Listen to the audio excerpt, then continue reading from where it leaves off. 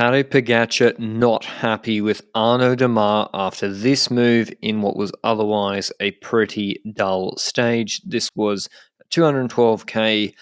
Could have been a breakaway stage, but no one really wanted to get in the break that was serious. There was an intermediate sprint at the end of a sort of 5k, 5% climb. There was just this 100-kilometer flat zone in the middle that must have dissuaded guys like Magnus Cort from trying to get in the break here. So Pogacar back in yellow. Pretty easy day for UAE team Emirates. Much lower stress in the bunch. Alberson, Soudal Quickstep, Lotto Destiny, all controlling the breakaway, which had Gregard and Dujardin in. And those guys were caught with like 80 kilometers to go, which meant we were going to have a pretty cruisy stage. They can't all be good, although with the intermediate sprint, 1 kilometer to go, we see on the right-hand side, Matteo Jorgensen, he's got onto the DSM train for Bardet, I think, and left-hand side, Pogacar in yellow. Groupama FDJ got a nice big train. They got Genietz in there, as well as Arnaud Démare for David Gaudu.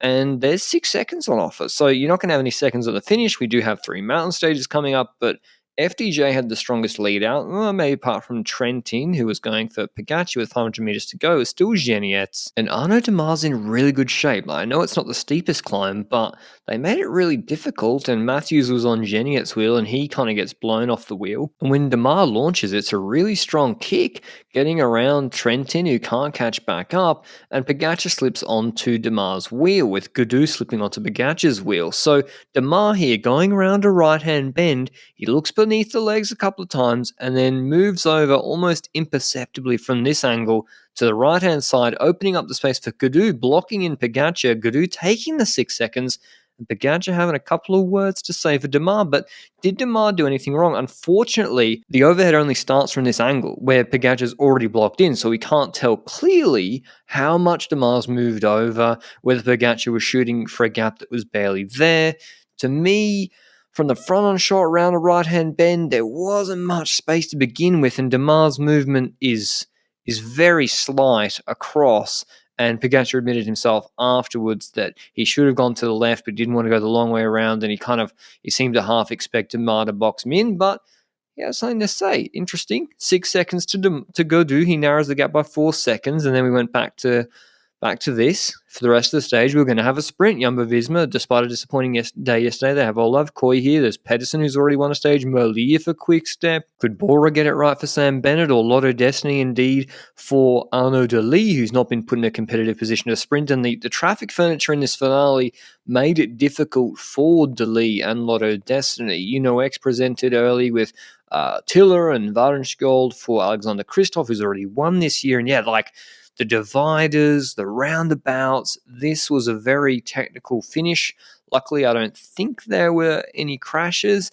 We got Kirsch and Dan Ola for Trek Segafredo leading out the green jersey, Mads Pedersen. Yeah, you've got to pick the right side to go on, because if you split and then you're on the left-hand side like Trek here and Quickstep on the right-hand side, and then a roundabout comes up and you go a long way around, you can lose a lot of positions. And just to see here, Merlier's in good position with 2.1 k's to go, but do Quickstep have the firepower to keep him there? Whereas they were called that. Jumbo-Visma with Koy and Affini are kind of surfing the wheels, and Bora Hansgrohe are somewhat similar as well behind Jumbo-Visma, whereas Trek are taking a more active position on the left-hand side, just behind the INEOS train. And Merlier's the quickest guy here. If it's a head-to-head sprint, everyone gets brought equally. He's the quickest guy here, but position matters more in these sorts of sprints. You see INEOS come up on the right-hand side. They're I think it's Swift, trying to keep Danny Martinez safe. Even though we've gone past the 3-kilometer rule, Martinez and Pogacar were still trying to be brought forward, which, I mean, interesting enough, but this sort of getting involved, Martinez nearly gets crashed here because I think the Danula or whoever sort of undercuts him, and then he nearly hits that white barrier. The INEOS rider hits it, but I think it's a soft barrier, but I'm not sure. I can't believe it all went down. That just goes to show the skill level of these guys is just crazy. But through that chicane plus roundabout, that furniture, Swift goes clear. And who's going to bring him back? Because we don't have big trains here. There's a lack of control. I think it's Mullen that might do a bit of the work for Bora Hansgrohe, and Van Poppel and Bennett are behind him. But then Kirsch didn't want to open up his lead out too early for Pedersen, and Dan Hula pulls off. So it's actually Eduardo Affini with a left-hand bend coming up. He is going to make the catch. He brings him back before this left-hand bend. You see Bennett being brought by Van Poppel just behind, but they're going to be on the inside. So the Jumbo train is going to come across and cut the apex. So they're going to be a little bit quicker than Bora Hansgrohe. Koi is on Pedersen's wheel, though. So he is slipped off his lead-out man's wheel, whether that's intentional or not, or whether that's just the way it panned out. And Pedersen opens up early, as he is wont to do, maybe 180, 190 meters to go. There's a little bit uphill. I'm not sure. Olav Koi comes out of the wheel this time, unlike in Fontainebleau earlier in the week, wins his biggest race yet, a Paris-Nice stage.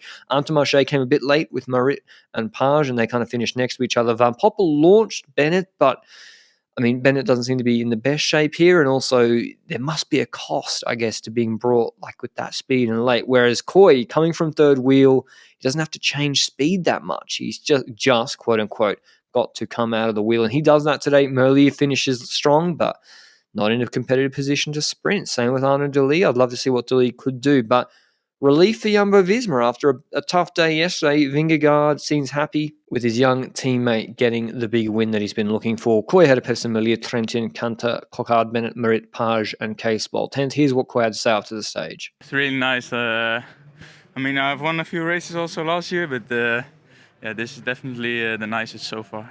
Can you take us through that final kilometer and that final sprint to beat Pedersen and the other guys? Yeah, I was a bit far in the Flamme Rouge, and then I took the left side of the roundabout, which was I think a good choice, and then I came quite good in a good position, and then Edouard Affini flew by, and I was in the wheel of Pedersen, and this time I was able to get out of his wheel. Yeah, sweet revenge after Fontainebleau, after stage 2. I suppose you still had that in the back of your mind.